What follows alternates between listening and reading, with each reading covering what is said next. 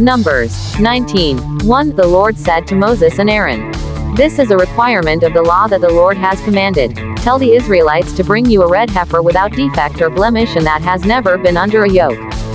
Give it to Eleazar the priest. It is to be taken outside the camp and slaughtered in his presence.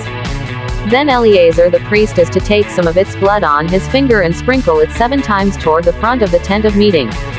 While he watches, the heifer is to be burned, its hide, flesh, blood and intestines. The priest is to take some cedar wood, hyssop and scarlet wool and throw them onto the burning heifer.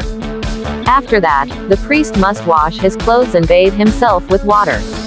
He may then come into the camp, but he will be ceremonially unclean till evening. The man who burns it must also wash his clothes and bathe with water, and he too will be unclean till evening.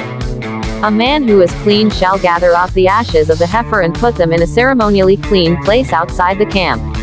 They are to be kept by the Israelite community for use in the water of cleansing. It is for purification from sin. The man who gathers up the ashes of the heifer must also wash his clothes, and he too will be unclean till evening. This will be a lasting ordinance both for the Israelites and for the foreigners residing among them. Whoever touches a human corpse will be unclean for 7 days. They must purify themselves with the water on the 3rd day and on the 7th day, then they will be clean. But if they do not purify themselves on the 3rd and 7th days, they will not be clean. If they fail to purify themselves after touching a human corpse, they defile the Lord's tabernacle. They must be cut off from Israel. Because the water of cleansing has not been sprinkled on them, they are unclean, their uncleanness remains on them. This is the law that applies when a person dies in a tent.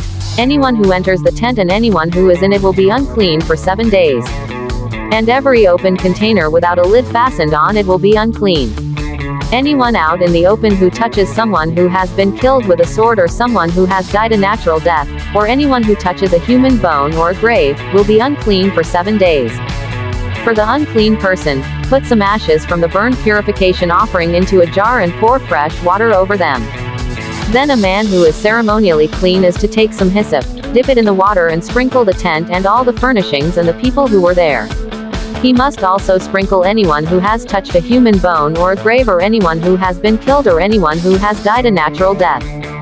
The man who is clean is to sprinkle those who are unclean on the 3rd and 7th days, and on the 7th day he is to purify them.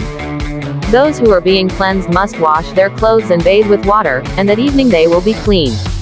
But if those who are unclean do not purify themselves, they must be cut off from the community, because they have defiled the sanctuary of the Lord. The water of cleansing has not been sprinkled on them, and they are unclean. This is a lasting ordinance for them. The man who sprinkles the water of cleansing must also wash his clothes, and anyone who touches the water of cleansing will be unclean till evening.